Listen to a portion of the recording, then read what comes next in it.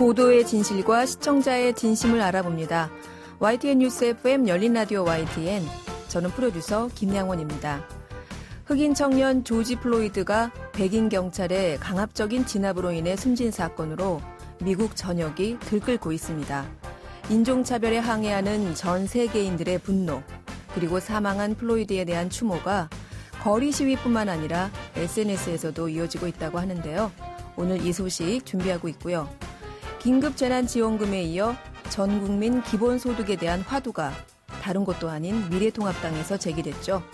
기본소득에 대한 개념부터 내려까지 잠시 후 총정리해보는 시간도 함께 하시죠. 제65주년 현충일이자 6월 6일 토요일에 보내드리는 열린라디오 YTN 바로 시작합니다.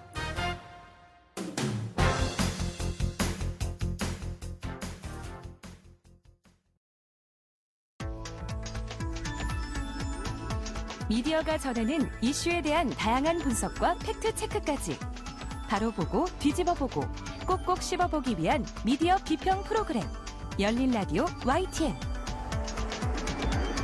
네, 한 주간 있었던 뉴스들 가운데 사실 확인이 필요한 뉴스를 팩트체크해 봅니다. 팩트체크 전문 미디어죠. 뉴스톱의 송영훈 팩트체커 나오셨습니다. 안녕하세요. 네, 안녕하세요. 네. 코로나19로 인해서 경제에 비상이 걸리면서 사상 유례 없이 전 국민에게 재난지원금이 지급됐죠. 네. 네. 그런데 요즘 아예 그냥 국민들에게 기본소득을 지급하자. 이런 이야기가 솔솔 나오고 있습니다. 네.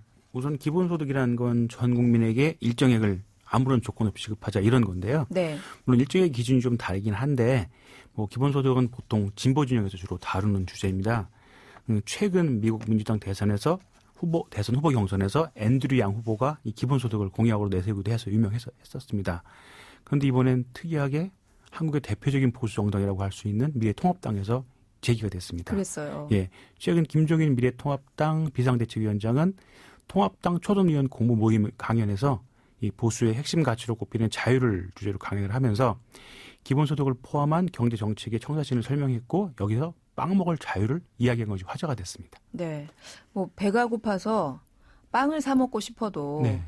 돈이 없는 사람한테 자유란 게 다 무슨 소용이냐, 그렇죠. 뭐 이런 네. 발언이었어요. 네, 그런 내용이 발언이었는데요. 네. 이 물질적 자유 확대가 정치의 목표인데 사람들이 먹고 싶은 것을 사 먹을 수 있는 자유를 보장해줘야 한다. 뭐 이런 내용이었습니다. 네. 근데 이제 김 위원장은 2016년 당시에는 민주당 비대위원장 시절이었죠. 그때도 경제적 불평등 해소를 강조했는데 국회의원설에서 해외의 기본소득 실험을 주목해야 한다고 언급한 바가 있습니다. 네. 이러니까 이제 정가에서는 김 위원장이 기본소득 도입을 구상 중인 거 아니냐 이런 전망이 나오고 있습니다. 네. 이미 2016년 민주당 비대위원장 네. 시절에도 네.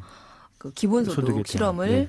주목해야 한다 이런 네. 발언을 한 적이 있군요. 네. 네.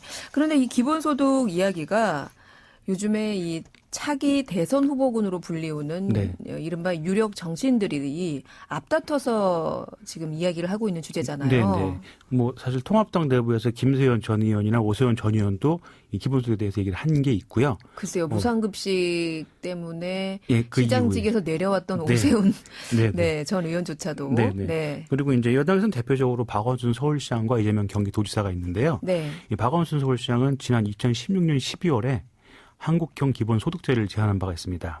현재 이제 여러 수당 등의 형태로 이제 복지정책이 운영되고 있는데 이걸 생애 주기별로 기타 소득을 연계하자는 내용이고요. 뭐 설명드리자면 아동수당, 뭐 청년수당, 실업부조제, 상병수당제, 장애수당 이런 기초연금 이런 것들을 쭉 엮어서 복체이드로 하자는 거죠. 네. 네. 또 이재명 경기도지사는 성남시장 재직 시절인 2016년 1월에 부분적 기본소득 제도로 평가되는 청년 배당을 이미 시행한 바 있습니다. 네. 논란도 청년 있었고. 기본소득이라고 네. 지금 경기도에서도 이걸 이어서 하고 있죠. 네네. 이를 바탕으로 2017년 1월에 국민 2,800만 명에 대해서 기본소득 지급안을 내놓았습니다. 그때 화제가 됐는데 네. 내용은 노인과 장애인 30에서 64세의 농어민에게 연간 100만 원을 지역 화폐로 혹은 쿠폰 형태로 지급하자 이런 내용이었습니다. 그렇군요. 그 말씀을 듣고 보니까 이미 뭐 몇 년 전부터 네. 이렇게 기본소득에 대한 논의가 모락모락 피어나고 있었던 네. 것인데 자, 지금 우리 국민에게 뭐 거의 다 지급이 됐다고 네. 들었는데요. 네. 정부 재난지원금 네. 이것도 그렇게 보면 일종의 뭐 기본소득이라고 볼 수 있는 건가요? 네, 이미 지급 99%를 넘어섰는데요. 네. 뭐 일단 거의 국민 모두가 받았다고 할 수 있겠죠. 네. 이렇게 사실 다 받았다고 하면 기본소득으로 볼 수 있는 측면이 있습니다. 예, 긴급 재난지원금으로 한다면은 재난 상황에서 정부나 뭐 지자체가 지급하는 지원금을 말하고 이 코로나19 확산으로 실물 경제 지금 엄청나게 좀 어려워하시는 네. 어려운 상황인데 자영업자분들 특히 많이 어렵다고 이게 하세요. 뭐 국내뿐 아니고 전 세계적인 상황이라서 재난 피해자 지원과 경기 활성화를 위한 재난지원금 논의가 이제 전 세계적으로 시작이 됐고요. 미국과 일본, 스페인 등에서 이미 전 국민 혹은 일부 계층을 대상으로 현금 지원이 시행됐고 우리나라 같은 경우는 3월 10일 전라북도 전주, 그 다음 주인 3월 17일 강원도와 경기도 화성, 그 다음 날인 3월 18일에 서울시가 일부 계층을 대상으로 재난지원 성격의 지원금을 지급을 결정하고 실행했습니다. 네, 우리나라는 지자체에서 네. 일단 먼저 시행을 했고 네네. 이게 정부 차원으로 확대가 된 거네요. 네네. 근데 지자체별로 지급이 이제 활발해지니까 정부도 이제 반응을 했죠. 3월 30일 코로나19로 인한 경기 침체 해소를 명분으로 해서 긴급 재난지원금 지급을 결정했습니다. 근데 처음에는 하위 70%, 그러니까 수익이 하위 70%에 해당하는 경우로 했다가 네. 그 당시 총선을 거치면서 결국은 소득이나 재산에 상관없이 전 국민 대상으로 확대했습니다. 이 때문에 뭐 이렇게 일부만 지급을 한다면 재난 피해자를 위한 지원금 성격이 강한데 전 국민 대상으로 가다 보니까 기본소득이라는 의미가 더 강해졌고 그러면서 이제 사람들이 관심을 갖게 된 거죠. 그러면은 뭐 말씀을 종합하자면 전 국민이 뭐 99%가 받았으니까 이거는 뭐 재난지원금이라기보다는 재난기본소득 네. 뭐 이런 식으로 이런 개념이 더 가깝다고. 가깝다 네. 이런 말씀이신데 네. 근데 지금은 이제는 우리 네. 국민들한테 이게 익숙해졌어요. 네. 더욱이 보수 정치권에서 제안한 이 기본소득 사실 아직도 근데 일부에서는 이 기본소득이 결국 국가 재정에 부담이 되고 결과적으로는 이게 국민 부담으로 돌아올 거다. 네. 이런 논란도 있지 않은가요? 네, 뭐 국내에서도 계속 연구 중이고요. 우선 이제 그 관역을 좀 살펴보면은 한국에서 이제 재난기본소득이 처음 제안된 것은 지난 2월 26일 뭐 민간 독립연구소인 랩 2050의 윤영준 정책팀장의 칼럼이 시작됐습니다. 칼럼으로부터 시작이 됐어요. 네, 네. 랩 2050은 이미 기본소득 연구로 좀 유명한 잘 알려진 곳인데요.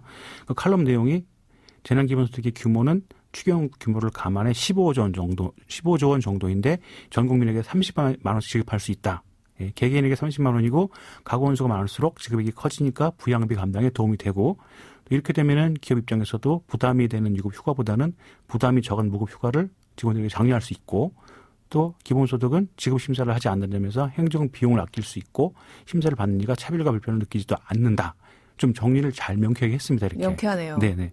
그리고 이 제안이 좀 받아들여져서 우선 다음은 창업자로 유명한 이재용 전 소카 대표가 청와대 국민청원을 했고요. 네. 그리고 이제 이거를 두고 또 이제 당시 황교안 미래통합당 대표, 이재명 경기도지사, 김경수 경남도지사가 이제 호응을 했습니다.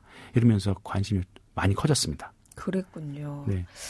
이 코로나19 사태로 인해서 사실 우리나라뿐만 아니라 뭐 앞서서 미국, 네. 뭐 스페인 이런 곳에서 지급이 이미 됐다라고 말씀을 해주셨는데 네. 이런 일이 이전에도 있었나요? 네, 있었습니다. 최초의 도입은 1929년 미국의 세계 대공황 당시 미국이었습니다. 그리고 이후에 요건 이제 최근에 기억하시는 분도 있으실 텐데 2001년 IT 버블 붕괴 때가 있었고요. 2008년 금융위기 때에도 이런 비슷한 형태의 지원이 있었는데요. 일단 1차 목적은 국민들의 소비 진작이었습니다. 국가에서 국민들에게 현금을 주고 그 돈을 쓰게 만들어서 경기를 부양하는 것이죠. 예, 일본도 2009년 소비 진작을 통한 경기 활성화를 하기 위해서 일본 거주 국민과 심지어 외국인에게까지 일정 금액을 지급한 사례가 있습니다. 네. 두 번째는 국민의 생계 유지라는 측면이 있는데요. 지금처럼 경제가 어려우면 실업률이 급격하게 증가하게 되고 당연히 실업률이 증가하게 되면 국민들의 소득 불안정에 대한 대책이 필요하게 되죠. 네. 이때 이제 국가지원금이 최소 기본소득 효과를 거두게 됩니다. 그러니까 일정 소득을 보장해 줌으로써 결국은 경기를 진작시키는 그렇죠. 효과를 네, 네. 본 거네요. 네네. 이런 관심이 코로나19만 지금 대상이 되는 게 아니고 현재는 물론 당연히 닥친 문제니까 당연히 네. 이제 어떤 대처를 필요해서 하고 있는데 좀 더 앞서 언급이 됐던 건 4차 산업혁명이라고 하죠. 이제 네. 다음 산업의 변화에 고용소득 감소가 지금 예상되고 있습니다. 그래서 그때부터 논의가 시작이 됐는데 2016년 1월 스위스 다보스에서 세계 경제 포럼이 열렸습니다. 여기서 미래 고용 보고서라는 보고서가 나왔는데 내용이 앞으로 전기차, AI, 로봇 등이 계속 기술이 발전함에 따라서 앞으로 5년간 전 세계에서 500만 개의 일자리가 없어질 거다. 이렇게 예상을 했습니다. 아주 큰 논란이 될 수 있겠죠. 네. 그러니까 이런 예상이 위기에 앞서서 국가가 기본소득을 보장하는 이런 정책이 필요하다는 그런 내용이었습니다. 그래서 현재 핀란드, 네덜란드 등의 북유럽국에서 먼저 이제 도입을 활발하게 논의 중인데요. 기초생활수급이나 뭐 실업수당 등 이런 기존 사회보장제도와 달리 재산이든 소득이 얼마든 차이가 없이 취업 경험 구직에서 따지지 않고 사회 모두에게 무조건적으로 평생 동안 충분한 금액을 지급하자 이런 구상이었습니다. 그렇군요. 네. 이게 4차 산업혁명, 네. 이게 다가오는 산업구조의 변화에 따라서 네.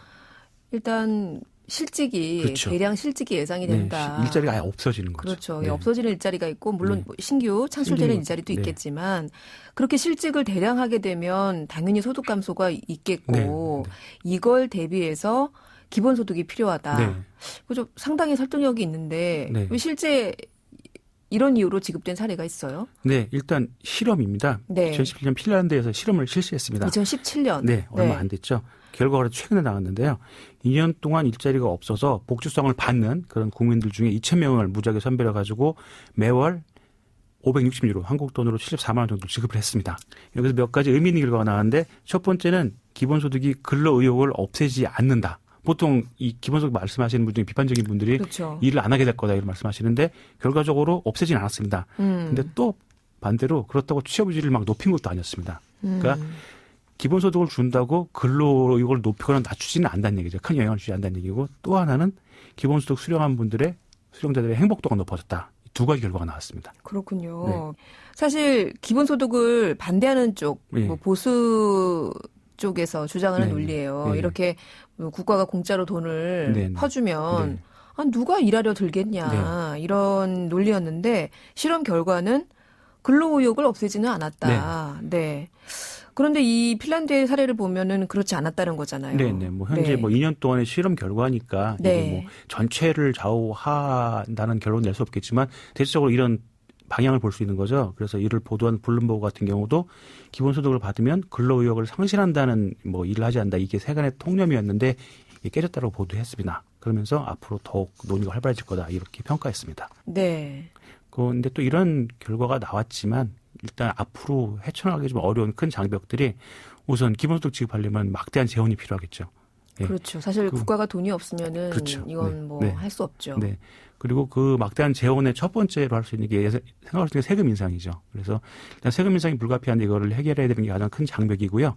그리고 앞에 얘기했던 거 노동하지 않는 사람에게 소득을 지급하는 것이 옳은가 이거에 대한 논의도 필요하고요. 또 기본소득이 노동의지를 감퇴시켜서 노동시장 이탈을 촉진하고 사회 전체의 생산을 떨어뜨릴 것이라는 우려도 있습니다. 같이 연구가 돼야 될 것 같습니다. 그렇군요. 자, 다시 2020년 지금의 대한민국으로 돌아와 볼 텐데요. 네. 이 최근 김종인 미래통합당 비대위원장이 제안한 기본소득 정치권에서는 정말 엄청난 화두가 됐었는데 네, 네. 좀 진전이 되고 있나요?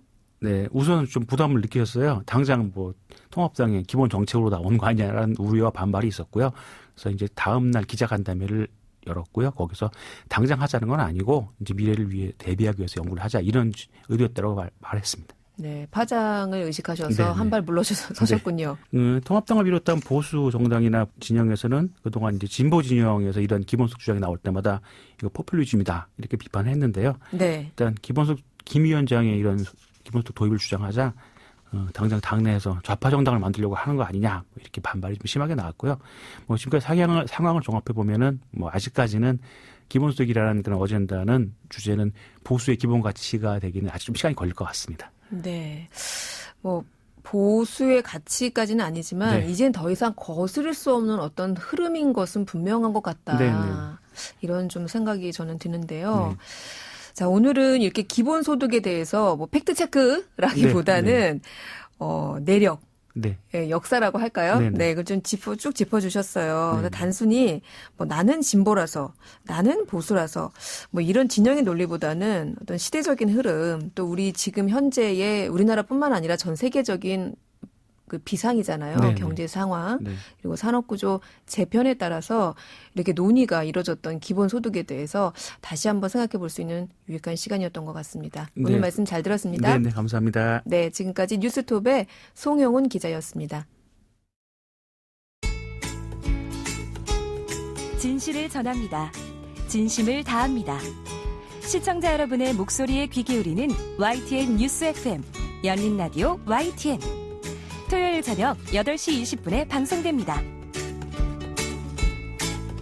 한 주간 YTN 라디오에서 방송된 프로그램들을 모니터링하고 평가해보는 시간입니다. 오늘은 박채린 시청자평가원 나오셨습니다. 안녕하세요. 안녕하세요. 네, 이번 주에는 어떤 프로그램 모니터링 하셨습니까? 네, 오늘 말씀드릴 프로그램은 굿머니 굿라이프입니다. 5월 18일부터 2주 동안의 방송을 모니터 했는데요. 청취자들의 실제 사례를 바탕으로 전문가가 재무 설계를 해주기 때문에 유용한 정보들이 많았습니다. 하지만 이 정보의 종류가 한쪽으로 치우친 것은 아쉬웠습니다. 네, 굿머니 굿라이프 재무 상담 프로그램인데 정보가 한쪽으로 치우친 것이 아쉬웠다.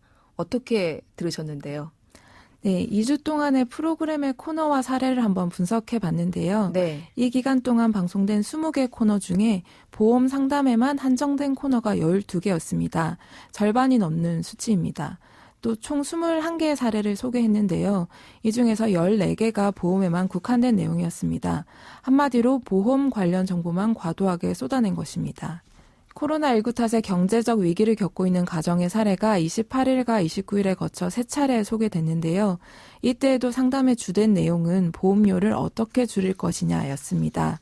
코로나19와 같은 위기 상황임을 고려해서 정부의 지원책을 활용하라는 이야기를 했더라면 시의성도 있고 정보도 더 풍부해졌을 것입니다.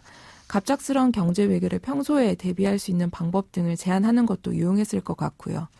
돈을 현명하게 관리할 수 있도록 돕는다는 프로그램의 좋은 취지를 더 적극적으로 살리면 좋겠습니다. 네.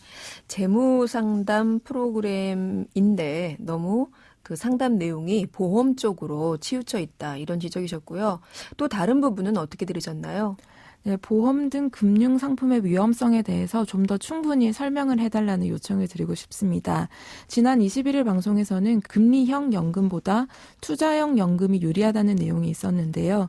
진행자가 위험성이 있지 않냐 질문하는 과정이 있었지만 안전장치가 있다는 정도의 정보만 제공했습니다. 완벽한 상품은 없을 텐데 어떤 위험이 있는지 충분한 설명이 없었습니다. 최근 부실한 펀드를 판매하면서도 이를 충분히 설명하지 않아서 많은 피해가 발생하는 일이 있었는데요. 만에 하나 생길 사태를 막기 위해 위험성에 대해서는 조금 과하다 싶을 정도로 설명을 해줄 필요가 있어 보입니다. 네, 요즘 뭐 경제 이슈 중에 하나가 이런 금융상품의 불안전 판매와 관련된 소비자들의 피해 그런 내용인데요. 이런 걸 의식해서라도 과하다 싶을 정도로 설명을 해줬으면 좋겠다. 이런 내용이었습니다. 네, 오늘은 재무상담 프로그램 굿머니 굿라이프에 대한 시청자 평가원의 의견 들어봤습니다. 오늘 말씀 잘 들었습니다. 네, 감사합니다. 네, 지금까지 박채린 시청자 평가원이었습니다. 열린 라디오 YTN에서는 시청자 여러분의 목소리를 듣습니다.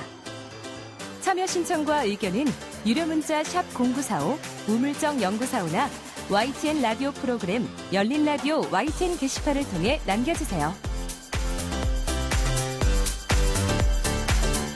오늘 뉴미디어 트렌드 함께해 주실 분입니다. 콘텐츠를 사랑하는 분이시죠. 뉴 아이디의 김조한 이사 나오셨습니다. 안녕하세요. 안녕하세요. 네, 오늘 갖고 오신 화제 콘텐츠 어떤 겁니까? 블랙아웃 튜스데이입니다. 블랙아웃 튜스데이. 네. 좀 우리 이거 이렇게 밝게 얘기하면 안 되잖아요. 화요일엔 블랙아웃 하자. 네. 네, 이게 그 사실은 그 아프리카계 미국인이라고 표현하는 게 맞다. 네, 인종차별적인 의미에서 맞다라고는 하는데 네. 저희가 오늘은 그냥 흑인이라고 얘기를 할게요. 왜냐하면 블랙아웃도 그런 의미라면서요. 네, 맞습니다. 네, 미국에서 발생한 흑인 남성 그 조지 플로이드 사망 사건과 관련된 캠페인이잖아요. 네, 맞습니다. 지난 5월 25일이죠. 흑인 남성 조지 플로이드가 이제 백인 경찰 데릭 쇼벤의 무릎에 목이 눌려서 숨진 사건 계기로 된 사건입니다. 그 숨을 쉴 수 없다. 네. I can't breathe라는 말이 미국 전역에서 이제 굉장히 많은 네. 지금까지 억압받던 그런 인종차별에 대해서 진짜 엄청난 기폭제가 됐습니다. 네. 그래서 지금 어떻게 보면 미국 전역에서 시위와 또 아이러니하게 또 약탈이 동시에 이루어지고 있는 네. 최근에 루이비통 매장이 그 약탈당하는 영상도 최근에 화제가 됐었는데요. 네. 군 투입 작전까지 갔고요. 그리고 막 오바마 전 대통령 등 정치인까지도 이건 되게 심각한 상황이다라고 얘기를 하고 있습니다. 그래서 2일 전이죠. 화요일 날 인종차별에 대항하자는 뜻에서 언론사에 미디어 아니면 네. 음악 업계라든가 이런 데서 블랙아웃 튜즈데이라는 캠페인을 벌였습니다. 네, 지금 이 사건으로 뭐 국제면 뉴스가 사실은 이 사건으로 뭐 뒤덮였어요.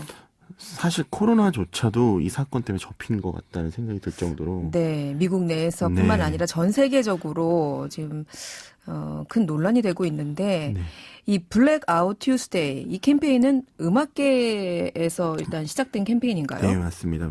미국 음악업계가 6월 2일 일손을 내려놓으면서 흑인 사망 추모에 대한 뜻을 표현하고 어떻게 보면 조용한 저항, 그러니까 미디어로서 할 수 있는 최고의 저항을 했다고 보고 있고요. 뭐 예를 들면 흑인 음악이라든가 이런 것들의 대표적인 지역이 이제 애틀랜티거든요. 애틀란타. 그래서 애틀랜타 레코드에서 미국 음악 산업의 토대가 흑인 음악이었다는 사실을 기억하자는 의미에서 일상 업무를 잠시 멈추고 캠페인을 제안한 겁니다. 네. 그래서 우리 산업은 뭐 수십억 달러의 산업이라고 하지만 그 흑인 음악에서 나오는 이익이 산업의 굉장히 큰 노력으로 이루어지고 있다. 그래서 이제 파트너들을 포함해서 업계 전체를 넓게 유지하자는 이런 내용들입니다. 그러니까 이 사업 흑인 음악이 없으면 지금 네. 미국 음악도 없었다. 근데 이게 지금 뭐 흑인들이 나오는 이제 뭐 예를 들면 스포츠라든지 네. 이런 것도 마찬가지인데 전체적으로 그들이 공헌하는 거는 단순히 예술적으로만 그러니까 비즈니스적으로만 판단하고 그들이 이제 받는 억압이나 어떤 그런 것들은 우리가 신경 써야 되는 거 신경 쓰지 않는다는 게 너무 좀 아이러니하다는 거에서 네. 좀 많은 사람들이 공감을 얻고 있고요. 예를 들면 지금 흑인 예술가의 음악들이 최근에 뭐 13주 중에 11일 동안 1위를 차지했으며 상위 5개 중에 4개를 차지할 정도로 음악에서 굉장히 큰 역할을 차지하고 있고. 그렇죠. 뭐 우리한테도 알려진 뭐 마이클 잭슨이나 뭐 이런 맞습니다. 되게 유명한 음악인들 가운데 사실은 흑인들이 굉장히 많죠. 맞습니다. 그리고 그러면서 이제 스포티파이라든가 라이브 네이션, 애플, 뭐 소셜 서비스죠. 틱톡 같은 대형 레코드사나 플랫폼들에서 그 월요일에 미네아폴리스 조지 플로이드 사망으로 인한 시위에 비추어서 다음날 대부분 운영을 중단할 것을 밝혔었습니다. 그리고 실제로 이제 검정 화면으로 네, 블랙아웃. 네, 블랙아웃이나 나오고 뭐 여러 가지 해시태그들이 나왔는데 그 중에 하나가 뭐 The show must be paused라든지 그래서 정전 그 이니셔티브는 제밀라 토마스와 그 브리아나 아게망이라는 음악 마케팅이라는 2명의 흑인 여성의 아이디어로 시작된 겁니다. 이분들도 이제 음악 분야에서 또 네. 마케팅 뭐 이런 일을 하고 계시는 분들인데 이분들이 이제 시작을 해서 이게 음악계뿐만 아니라 미디어계 전반으로 이렇게 확산된 캠페인이군요. 네. 네. 특히 그 6월 2일이죠. 그날 미국의 뭐 미국뿐만 아니라 전 세계적인 음악 전문 채널인데 MTV에서 갑작스럽게 방송을 중단했다면서요. 이게 화제가 됐다고 하던데요. 네, 그래서 지난 2월 2일 날 MTV가 검은색 화면에 숨을 쉴 수가 없다. 그 I can't breathe의 문구가 깜빡였고 가냘픈 숨소리만 8분 46초 동안 그러니까 실제로 그 조지 플로이드가 이제 숨을 못 쉬겠다고 얘기하는 그 시간이 8분 46초거든요. 그 기간 동안 검은색 화면이 나오고 이제 있었던 겁니다. 그래서 백인 경찰이 이제 눌렀던 시간을 표현한 거고요. 굉장히 상징적인 네. 거네요. 그래서 MTV를 시작으로 뭐 연극 음악 채널 포뮤직이나 BBC 라디오 1, 라디오 2 등에서 이날 방송 일시 중단했고요. 방송 수단 1시간마다 방송을 중단하는가 하면 오히려 이제 그런 블랙 뮤직, 흑인 음악만을 성공하기도 했습니다. 네. 그리고 뭐 인터넷 라디오, 인터넷 스트리밍, 동영상 서비스 등에서도 뭐 그런 움직임을 보였고요.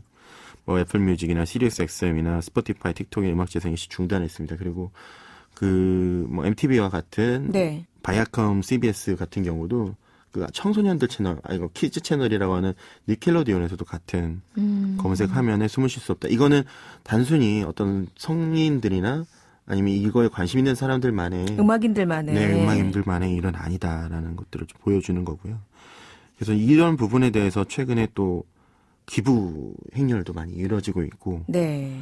그래서 뭐 음악 스트리밍 업체 스포티파이는 사이트의 글씨들을 검색으로 바꾸고 직원들이 인종차별, 부정, 불평등에 맞서는 싸우는 기관들에 낸 기부금만큼 액수를 회사에서도 기부하겠다는 얘기까지도 했고요. 일종의 매칭 펀드처럼. 네, 맞습니다. 네. 그리고 애플 뮤직도 970만 명의 트위터 팔로워들에게 음악과 창조성 그리고 문화에 대해 거북소리를 지지해왔다. 이런 성명들을 모든 어떤 미디어 플랫폼들이 내세우고 있습니다. 뭐 예를 들면 우리도 알고 있는 넷플릭스라든가 훌루, 그다음에 뭐 디즈니 뭐 이런 데서도 다 블랙 커뮤니티 없이는 이 미국 미문화, 헐리우드 문화 이런 것들이 이루어질 수 없다라는 것을 다시 한번 얘기하는 계기가 됐고요. 그래서 한국으로 번지면서 이제 역시 케이팝도 전 세계적으로 큰 영향을 끼치는 그렇죠. 네, 이제 아티스트들이 많이 있죠. 그래서 우리 케이팝 팬들이 또 요구에 동참해서 SNS에 까만 사진과 함께 블랙아웃 투스데이라는 해시태그와 함께 흑백 사진을 많이 올리면서 캠페인에 많이 참여했습니다. 그렇군요. 사실 어떤 항의 그리고 숨진 이 플로이드에 대한 추모 이런 의미들을 담고 있는 캠페인인 것 같은데 이 국내 뮤지션들도 이 캠페인에 많이 동참을 했나요? 네, 저희 블랙 음악에 블랙아웃. 하면 또 이제 최근에 화제가 되고 있는 비, 예, 제가 소개했던. 네, 뭐 지금도 한국에서는 엄청난 인기를 계속 끌고 있고요. 네. 최근에 그러니까 리믹스 앨범이 네. 하이얼 뮤직 아티스트들이랑 같이 만들었어요. 아, 그래요? 깡 오리지널 리믹스 버전이라고 했는데 네. 그 뮤직비디오 시작 전에 예, 또 검은색 화면과 함께 예, 똑같은 어떤 의미를 담는 네. 멘트가 나오고 있고요. 네. 그리고 뭐 좀 여러분들이 아실 만한 분들이 굉장히 많이 참여를 했습니다. 그래서 대표적으로 좀 소개를 드리면 네. 뭐 박재범 씨라든가 네. B 씨라든지 타이거 JK, 싸이, 뭐 크러쉬, 에릭남, 그리고 빅뱅 멤버 태양, 소녀시대 출신의 티파니 형, 그 FX 출신 멤버 뭐 엠버, 21 출신 CL, 포미니 현아, 갓세븐 멤버 마크, 레드벨벳 멤버 예리, 그리고 BTS까지. 네, BTS까지. 네, 모두 잘 참여를 한 상태입니다. 네. SNS에서도 뭐 반응이 뜨거운가요? 뜨거운 정도가 아니라 오히려 좀 역풍도 불기도 하고요. 네. 왜냐하면 이런 의사 표명을 안 하는 아티스트들한테는 빨리 얘기를 해달라고 한 해외 팬들의 요구사항이 빗발치기도 하고 있고 네. 오히려 이런 쪽에서 잘 대처를 해야 네. 대한민국 케이팝이 또 이런 큰 흐름에서 좀 뒤처지지 않지 않을까라는 걱정도 되고 있습니다. 네. 사실 우리나라에서는 이 대중문화 스타들의 경우에는 어떤 정치적인 발언을 하는 것을 굉장히 꺼려하잖아요. 네. 그런 것들 때문에 과거에 문제가 됐던 경우들도 있었고 이렇다 보니까 특히 이렇게 민감한 문제에 대해서는 가급적 목소리를 많이 안 냈던 게 트렌드였던 것 같은데 이번 사안에 대해서는 뭐 등이 떠밀려서라도 말을 안 하면 안 되는 상황, 안 되는 분위기. 최근에 NBA 전 농구 선수인 스테판 잭슨이라는 선수가 네. 조지 플로이드 가족을 방문해서 네. 그 딸을 목마를 태우면서 네. 이런 멘트를 한 게 지금 미국에서 굉장히 큰 화제가 됐는데요. 네. 너희 아빠가 세상을 바꿨다. Your daddy changed the world란 말을 하면서 네. 많은 사람들이 감동을 줬습니다. 그래서 기존까지 이제 조용히 침묵하거나 몰라서 잘못 얘기하는 사람들이 이제는 바뀌어야 된다는 기사나 아니면 이런 배우라든지 아니면 뭐 스포츠 선수들이 이제 동참하기 시작했고요. 네. 더 이상 침묵하면 안 된다. 이 상황을 바꿔야 된다 이런 얘기들이 나오고 있어서 네. 좀 다른 얘기 것 같아요. 그러니까 예를 들면 이런 계기로 어떤 레이시즘이라고 하는 네. 인종차별이 꼭 흑인 핸드에 있는 게 아니라 아시아나 뭐 다양한 민족들에게 있거든요. 사실은 이번에 코로나 사태에서도 그랬지만 처음에 이 코로나가 중국에서 시작이 됐고 우리나라를 포함해서 일본 이렇게 아시아를 중심으로 퍼져나가면서 유럽에서는 이 동양인들을 상대로 한 어떤 혐오 표현들이 사실 심심치 않게 발생했었거든요. 네. 이런 것도 일종의 인종차별적인 것들인데, 맞습니다. 네. 그동안 사실 우리, 이제는 뭐 한류가 뭐 전 세계적인 흐름이 됐다고는 하지만, 참 그게 진출이 쉽지 않았던 문화적인 분야에서도 쉽지 않았던 이유 중에 하나가 또 이런 인종차별 분위기 아니었겠습니까? 네. 그래서 이번 계기로 이제 인종차별에 대한 많은 생각들을 각자 하게 되고, 그래서 좀 다양하게 좀 터놓고 얘기할 수 있는 상황이 되지 않을까. 미국은 확실히 바뀌고 있는 거는 맞는 것 같습니다. 네, 저도 그 I Can Breathe라는 영상을 유튜브에서 봤는데 정말 8분 46초 동안에 블랙아웃된 까만 화면에 I Can Breathe라는 그 글자만 뜨고요. 그 숨소리만 들리는 영상이 이어지더군요. 네, 근데 이런 것들을 그 누리꾼들 또 전 세계인들이 같이 공유를 하면서 어떤 인종차별에 대한 항의의 의지 그리고 추모의 마음을 표현하고 있는 것 같습니다. 이런 것들을 저희가 사실은 뭐 얼마나 조회되고 있나, 저희가 주로 SNS에서 얼마나 공감을 얻고 있나 이런 것들을 조회수로 많이 표현을 하는데 이건 사실 조회수로 얘기하기가 좀 그렇네요. 어렵습니다. 네. 그리고 지금 뭐 이런 영상을 보고 참여하는 것보다 이런 일이 있었어요. 르브론 제임스라고 미국에서 제일 유명한 농구 선수가 네. 어떤 총기 사건이 일어날 때나 뭘 할 때마다 정치적인 이슈가 있을 때 자기 의사 표현을 하면 스포츠 캐스터가 닥치고 농구나 해라. 너 그냥 운동이나 해. 네, 네. 그랬는데 지금은 본인이 이런 얘기를 했어요. 더 이상 참지 않겠다. 너희가 닥치고 우리는 스탠드하겠다. 저항하겠다. 이런 말 하면서 지금 보면 스포츠 선수들이나 뭐 미국의 유명한 배우들이나 모든 셀럽들이 적극적으로 동참하면서 시위에도 참석하고 있고요. 네. 그래서 그런 영상을 찍으면서 독려하고 있고 지금 바뀌지 않으면 오히려 지금 이 행위에 참석하지 않는 사람들은 침묵하는 거는 절대 중간을 가는 게 아니다. 이건 우리가 반대하는 거다. 이런 것들이 나오면서 표현을 해야 되는 네. 셀럽들도 표현을 해야 되는 그런 시대가 되지 않았나 생각합니다. 그렇군요. 저희가 뭐 사실 이 시간을 통해서 굉장히 재밌게 진행을 해왔잖아요, 김 이사님. 네. 네. 근데 오늘 이렇게 또 차분하게 조곤조곤 말씀해 주시는 걸 들으니까 이런 모습도 있었구나. 네. 이런 진지한 모드도 가능하구나. 이런 생각이 들었고요. 네. 단순히 재미와 흥미로운 소식만 SNS를 달구는 게 아니네요. 이렇게 연대하고 항의하고 잘못된 것을 바로잡자는 캠페인도 네, 화제의 콘텐츠가 되고 있습니다. 오늘은 이렇게 의미 있는 내용 감사히 잘 들었습니다. 고맙습니다. 네, 감사합니다. 네, 지금까지 뉴 아이디의 김조한 이사였습니다. 열린 라디오 YTN 6월 6일 토요일 순서 이제 마칠 시간입니다. 저희 프로그램은 YTN 라디오 홈페이지와 YTN 라디오 애플리케이션 그리고 유튜브와 팟빵을 통해서도 다시 들으실 수 있습니다. 오늘 끝곡으로 아델의 When We Were Young 준비했고요. 저는 다음 주 토요일 저녁 8시 20분에 다시 돌아오겠습니다. 지금까지 김양원이었습니다. 고맙습니다.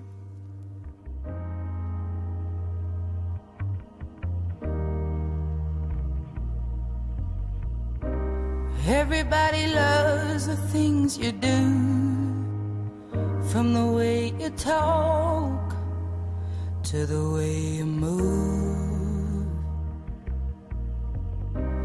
Everybody here is watching you, 'cause you feel like home. You're like a dream come true. But if by chance you're here alone, can I have a moment before I go? 'Cause I've been by myself